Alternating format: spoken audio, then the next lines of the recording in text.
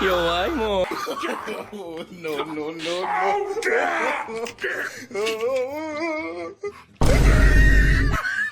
Just can't get the star. Now you just wait. I'm busy.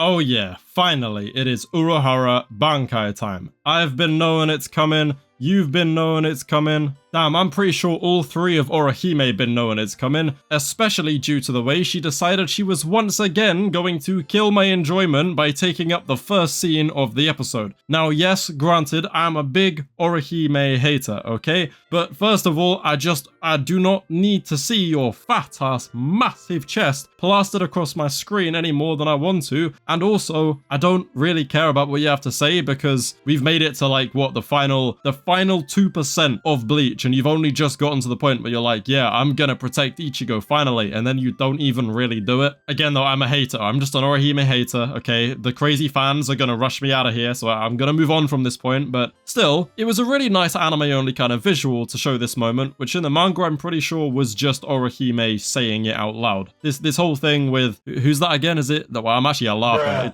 That's Ichigo's sister or friend or whatever, man. The point is, it's a nice little scene regardless, but also, fuck Orihime, and also, it's Urahara Bankai time. Actually, not quite yet, because there is another point I want to make, that where last episode you have this kind of really interesting artwork and this kind of very striking visual essence about it, this one I felt kind of lay more in the music, right? So in that first scene, you get that old little theme song, I don't know what it's called, but you know what I mean, the one that goes like, da-na-na-na-na. You know, like it goes like that's actually terrible, I'm sorry. You know what I mean, the little, in the beginning scene when it plays the theme, the little musical cue, oh, it like gave me chills.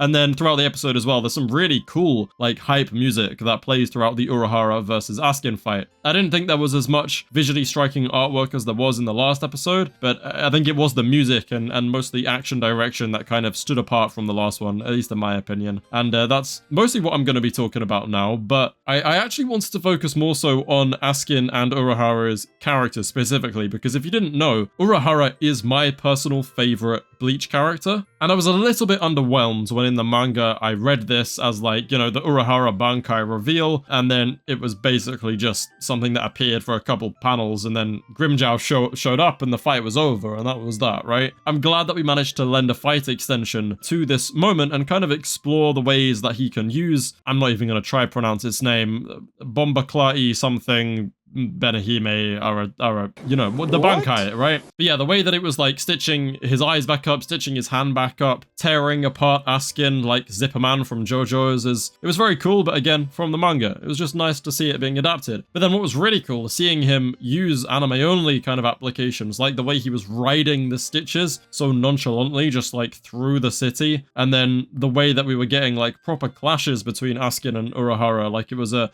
fully fledged fight scene, and I really appreciated that, and I'm glad they gave it this sense of kind of speed, because in the manga, again, it's a few panels where Uruhara fixes himself up and then just distracts Askin long enough for Grimmjow to land the shot, and there's really not much more to it, but this feels like it has a lot more going for it. If you feel like you really see what Uruhara is capable of. Yeah, also, I'm just gonna point it out because it needs saying, like, Uruhara, you are my goat. You absolutely are, but you are a grade A gooner. What do you mean your Bankai is a giant woman with big-ass titties, bro? Can you just chill? Can you just go outside and touch some grass and just relax for a second? Like, first, you're turning Yorichi into whatever the f happened last episode, and now you're just summoning big booty gal to come and take care of you. Oh, actually, don't, no. It's just, no.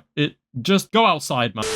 Putting his goonery aside though, this episode really is a good example of why Uruhara is my favorite Bleach character, because he falls into a trope that I just really enjoy in general, and to be fair, so does Mayuri. But it's the kind of Rick Sanchez, Doctor Who kind of trope where intelligence reigns supreme over physical abilities. Now, obviously, as Askin does suggest, Uruhara is still an insanely powerful Soul Reaper, okay? He has incredibly high spiritual pressure, he has Bankai, he is captain level at the very least, and he's able to throw down with some of the most powerful Quincy and Espada and just everyone, alright? Again, he's one of the main reasons why Aizen, after absorbing the Hogyoku, was ultimately defeated, despite the fact that physically he really just couldn't contend with anybody on Aizen's Aizen's level. And it's one of the reasons why Aizen found him so frustrating is because his intellect just hard carries him. He's always 5 steps ahead. Again, it is really like Rick and the Doctor, where they're physically no different to a normal human. Okay, Uruhara obviously different to a normal human, but he's physically no different to, like, you know, every other Captain level Soul Reaper. It's just being that intelligent, being that many steps ahead, having that insane technology advantage and kind of insight advantage over everyone else is what just makes him such a formidable opponent, to the point where he basically defeated Aizen and was acknowledged by Aizen and acknowledged by yhwach because he was made a special threat. You know, you have like Kenpachi, Aizen, Ichibe, Ichigo. Those are the other special war threats designated by Yuha. Those ones make sense. Urahara's not chilling with those characters in terms of his actual, you know, fighting ability or Shikai or Bankai or physical prowess. No, it's his unpredictability, his intelligence, his absolute wild, inventive and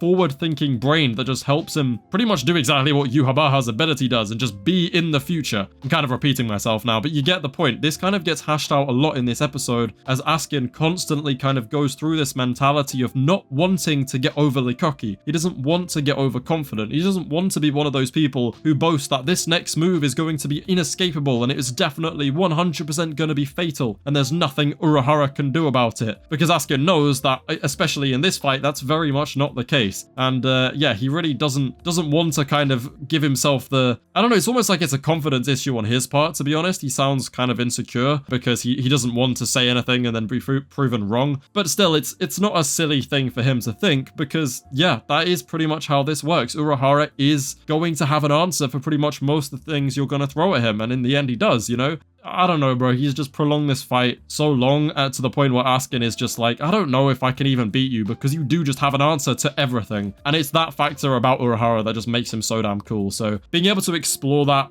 kind of thematically in this episode while also getting the fight extension was really cool. Maybe no one else cares. Maybe I'm yapping into the void and none of you actually give a shit, but he's my favorite character, so I wanted to yap about it. And Doctor Who, the Doctor, is literally my favorite fictional character of all time. And that's exactly who Uruhara reminds me of in terms of that kind of nonchalant technology and intelligence aspect, right? So obviously he's gonna be my GOAT. Also, if I sound unbelievably terrible this video, it's because I'm really, really ill. So I apologize now if this recording is like utter dog shit. But yeah, eventually Grimjow sneaks up. He sticks his hand through Askin's chest, tears out his heart. Askin clings on for dear life and basically reveals that after he dies, this big gift ball deluxe, or whatever the hell it's called, is gonna get way stronger and they're all gonna die. But again, he doesn't say it with any certainty because he knows for a fact that Uruhara probably has a solution to this already. And indeed he does, because Nell is waiting outside, and she also reveals that Uruhara predicted this as being a potential outcome already and managed to say it to her, which is kind of ridiculous, but yep, that is why he's the GOAT. And we move on to, surprisingly, not the next fight in the manga. Yeah, the anime has done some massive restructuring of things. I was expecting to jump into some Gerard stuff because that's what comes next in the source material, but no, we're actually now gonna run the rest of Hashfault versus Uryu in tandem with Ichigo and Orihime confronting Yhwach. Now this is where Hashfault eventually relinquishes the power of the Almighty because Dawn has broken and Yhwach can awaken once again with the Almighty ability. His sleep is over. At least I'm pretty sure what's happening in this scene. It's what happens in the manga, but I don't know. Like, Hashfault's eyes are still kind of weird, and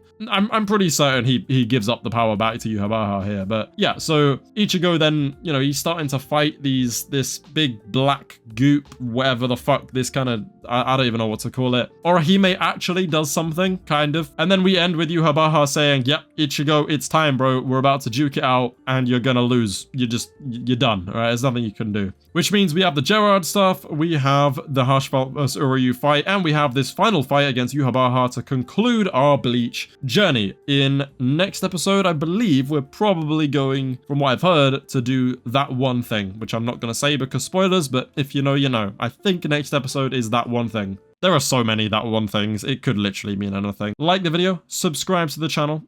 Again, I apologize if this sounded like shit because I am very ill. And yeah, Uruhara is just the GOAT.